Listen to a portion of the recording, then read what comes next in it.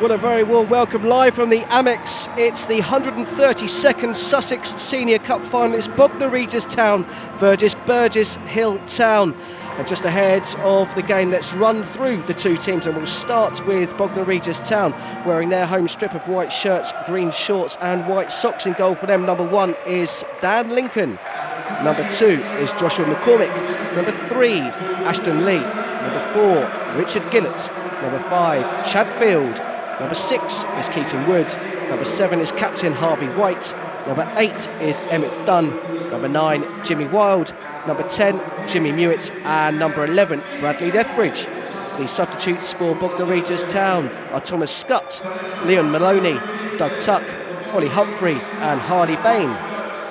So for Burgess Hill Town, wearing their away kit of blue and black shirts, white shorts and black socks. In goal for them, number 1, Josh James. Number 2, Boris Kibier-Bono. Number 3, Tom Cadman. Number 4, Michael Wilson. Number 5, Charlie Bennett. Number 6, Talupa Jonah. Number 7, Joe Felix. Number 8, Pat Harding. Number 9, Ross Murdoch. Number 10, Captain Dan Beck. And number 11, Aaron Smith-Joseph. The substitutes for Burgess Hill Town: Josh Short, Farrell Ryder, Josh Tuck, Steve Sargent and Jack Mullerett. So as I said, this competition dates back to 1883. And that season, Bognor Regis Town were just formed and Burgess Hill Town were barely a year old.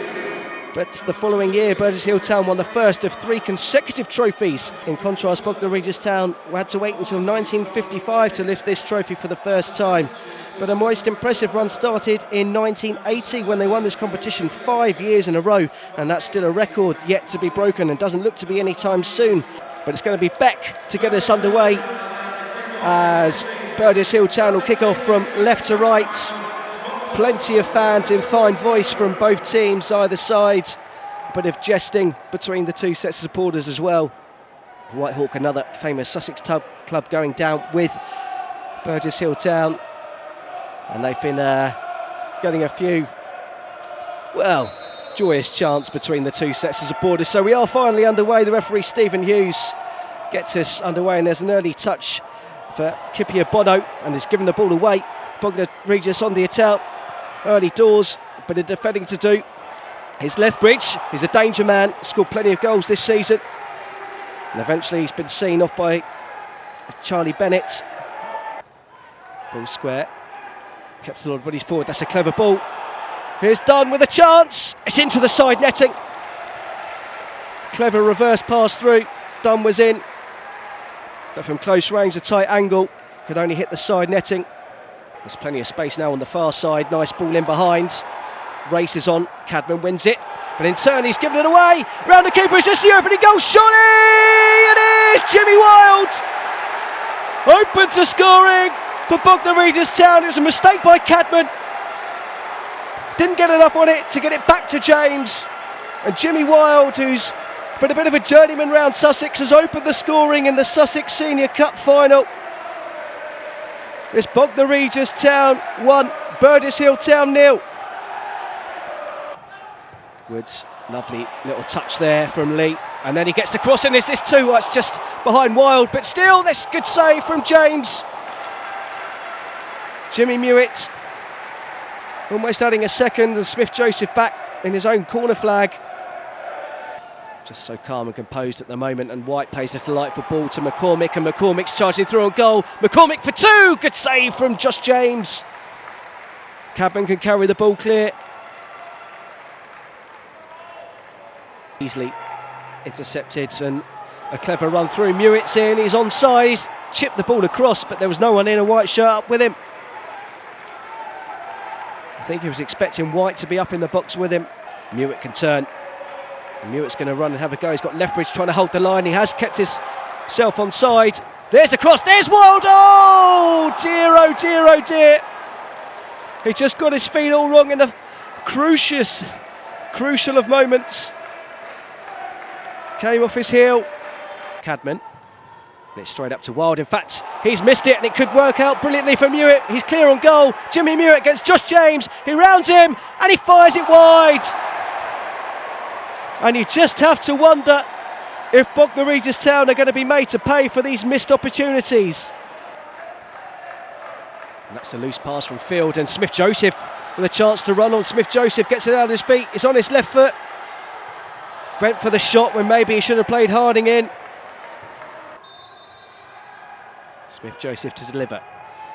It's towards the near post, and it's punched away by Lincoln. It was just over the head really of Murdoch, but now the break could be on the other end with White. He's got Lethbridge out on that far side. Mewitt's pulled away on this near side. It's gone towards Mewitt. Takes a touch in the area. Works the angle for the shot, gets it low. Didn't quite get hold of it. Josh James there again. Now Jonah just steps inside his man and finds Beck, who's got a pocket of space. He shoots from a long way out, and keeper makes a save. The rebound, tapped across. Gotta be Murdoch! Can you believe it? Bognor Regis Town, a chance after chance after chance, and 3 minutes before half time. A simple tap in. And Burgess Hill Town are level. The shots fired in, seemingly audaciously from Beck. Harding had the presence of mind to square the ball for Murdoch to tap into the empty net. Bognor Regis Town fans can't believe it. Burgess Hill Town fans are in celebration. It's 1-1 here at the AMEX Stadium. It's got Beck. There's plenty of space for Capin on the far side. Instead it goes to Smith-Joseph, who, clever touch from him. He goes for goal. Straight into the arms of Dan Lincoln. Paul Lee. Instead it goes to Emmett Dunn. Nice turn from White, who works angle for the shot just over the top. But he caught the keeper out, gave the eyes to the far corner, instead went towards this near post. White loses out. Harding does get a cross in. Murdoch is allowed to bring it down. He's got Beck in support on the edge. Wilson tries to find Murdoch. A good fall for Beck! Just didn't get hold of it. Particularly to that man Wild, who's done well, is Lethbridge. Lethbridge comes inside, strikes it! Always going wide from the outside of his boots. Wanted the ball played earlier. He's still free down the line, and now that ball's, well, it's still on as he's running onto it, but Field comes back, but Smith-Joseph gets away from him. Can he lay it back? Is this 2? No!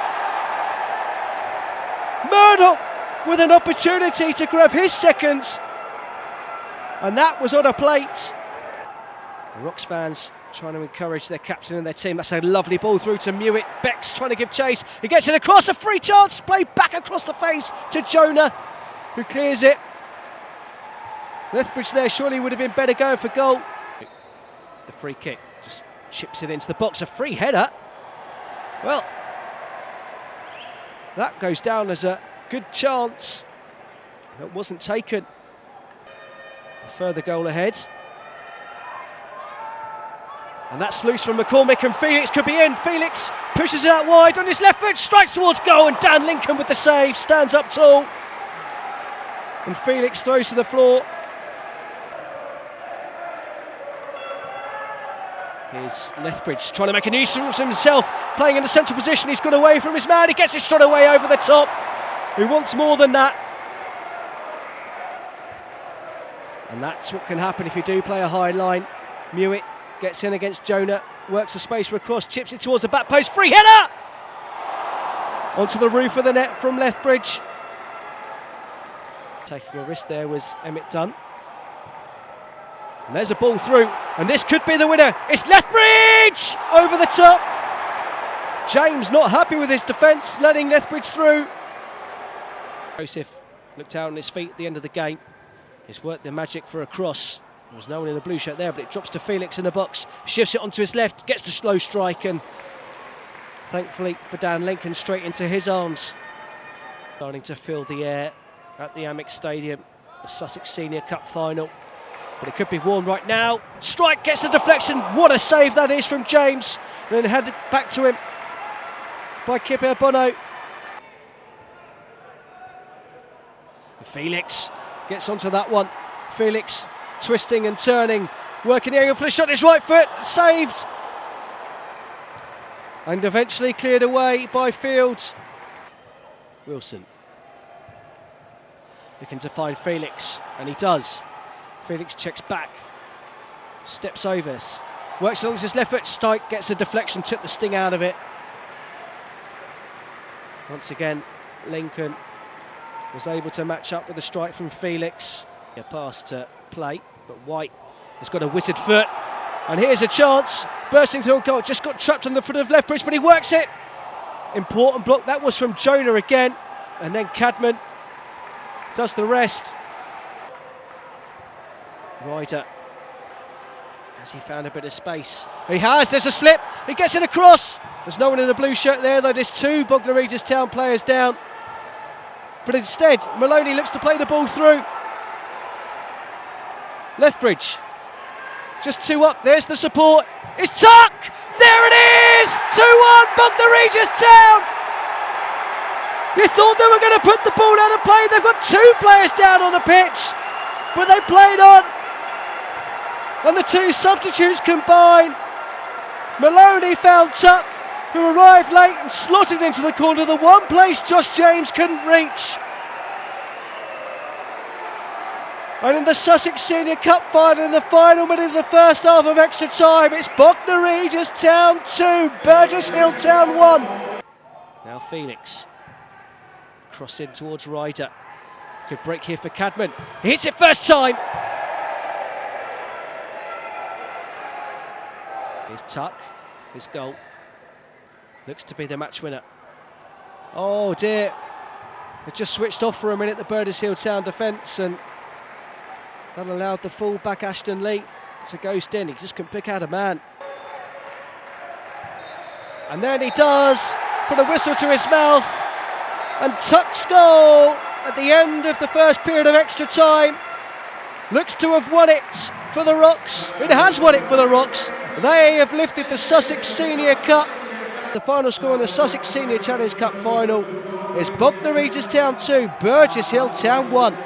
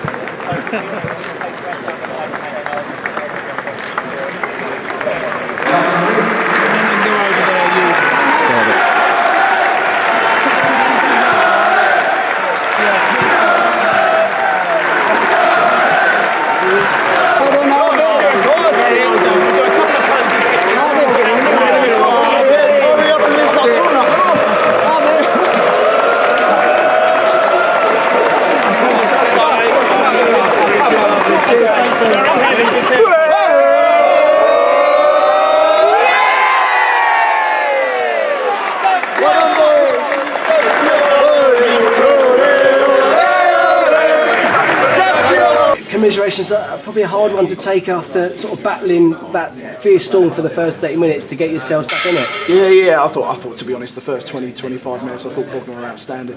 They really took the game to us. If you're honest, they really should have killed us off by then. But I've got a resolute bunch, and I think we grew into the game from sort of like 25 minutes onwards, got ourselves back into it. And I thought from when we scored, I thought we were the better team. I thought the second half, I thought we dominated and really caused them problems. And then I thought in the extra time, I thought there was only one team that were going to go and win it. But it's fine lines. Do you know what I mean? We go down one end and we look like we're going to score. They break and they go and take their chance. And that's kind of been our story of our season. But I'm proud of the boys, absolutely proud, because they've given me everything and left everything on the pitch, which is all I asked. Well, it's a bright spot. It seemed to be the water break that changed things. I think it was a random injury and you got your team around. Yeah. And what did you say to them to change it? Because it definitely changed at that moment. Yeah, we just had to tweak our formation really, because I think we were kind of getting a little bit exposed with them kind of coming out from the back four with the ball, and once we'd alleviated that, I thought we handled it really well, and we were breaking them up then and actually causing them problems. I mean, Joe Felix was causing their left back real problems, Aaron down the other side, and I thought if we could get ourselves our noses in head, I don't think they would have held us. We had that golden opportunity just sort of midway through the second half. Obviously, it's fine margins, but if you'd have scored at that point, you think. Absolutely, yeah, and I think that's the difference, isn't it, between kind of being successful and not. You kind of get one across the box. If he taps it in, we kind of go on because we were looking strong fitness-wise.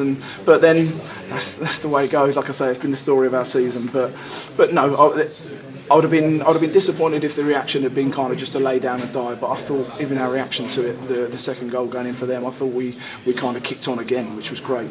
I'm just disappointed from because I think if you lose a game knowing you've been outplayed, you can accept it. When you've kind of been in the game and probably dominated for long periods of time, I think you kind of should have got a little bit more from it. Well, it's a young squad, a predominantly young squad, apart from a couple. Yeah. And coming through to next season, will you keep them together and try and get back obviously to the... we've got to sit down now and obviously talk about the players we want to keep. The nucleus of them will do. And like I just said to him out there, I said, if we can play with that intensity and that desire, then we're going to be hard to hold next year in the Bostic South. But we have to make sure that we keep those high standards because we played against a good Bognor side today and we've kind of dominated it. And I think the difference between Bostic South and Prem is a big step. So we've got to make sure that we hit the ground running next year. We certainly played well today. Commiserations, but thank you very much. Appreciate that, man. Cheers, thank you very much. So congratulations. A fine way to end what was a season that had so much promise, but you've got something to deliver at the end of it. Yeah, absolutely. It's, which ended up as a very average campaign for us, which was a great start to the season. To top it off with a trophy was great satisfaction for the players because they have worked very hard. You know, we've been decimated with injuries throughout the season. Don't want to make that as an excuse, but you know they're just facts. And I think you've seen in the first half, especially when we do get a lot of our players who are good out on the pitch, we are a threat. It was such a fast start to the game. All of the attackers looked on song, apart from being able to put the ball in the back of the net. Was that frustration at half time that you came in level rather than ahead? I think also when you dominate a game like we did in the first half, and we could have been 3 or 4 nil up realistically, clear-cut chances. I think inevitably as players and as staff and stuff, you are going to be a little bit down, a little bit shell-shocked really. And I think that showed in the second half because I thought they were, for the first 30 minutes of the second half, I thought they were the better team. You know, they nullified us a little bit, and we stopped passing, stopped moving, stopped trying to penetrate. And then I think after that, the last 15 minutes, and then obviously the extra time, I thought we took control of the game again and missed clear-cut chances again. Of course, bringing Tuck on just at the start of the second half, or start of extra time, I should say, he sort of changed things. He just sat a bit deeper and started to make things happen again for you, and took his finish well. Yeah, absolutely, and no disrespect to our players, and I think Doug's probably the only person on that pitch for us anyway that can slot that goal in like that and show that composure. And you bang on, by the way, we brought Doug on to just give us that bit more security in there passing, and he brings that, the experience, he brings that calmness about him, and he brings that confidence on the ball that we needed in the second half. Well, sorry, the extra time, and it was just key for us, and it was a really big decision for us to make that, and obviously we're happy that we've won. That's it. Well, you saw out the second period of extra time. Were there any sort of nerves? It seemed like it was quite comfortable. There wasn't too many chances against. Well, I don't think it was comfortable. Maybe on your position, from my position. But I think realistically, if that was a league game, we might have even finished with 7 players because there was 4 or 5 out on the field. So the players have got to have great credit for that because they work so hard. They've worked so hard all season. Things haven't gone for us right. We haven't had the luck we needed. But I'm not. There's other teams who have had their problems. But I think you've seen today a team that's together, worked very hard for each other, and we finally got over the line. And is this a kickstart? Is this to bring this into next campaign, lead a real promotion charge? Is that the hope? The catalyst? It has to be, and hopefully, I've said to the players, we've got to go away now, recharge the batteries in the summer, and we've got to hit the ground running in pre-season. And everybody knows, including the supporters, that the season finished disappointing for us. Obviously, having this win has obviously topped it off a little bit, but we know as Bognor Regis Football Club, we can't be finishing 14th in this league, and we'll endeavour to do everything we can to get us back in that top 5, which I'm pretty sure, hopefully, the additions we'll get in the summer, that will be a match for anybody, and hopefully we'll be in that top 5 come the end of the season. Well done today. Congratulations, and have a good rest in the summer.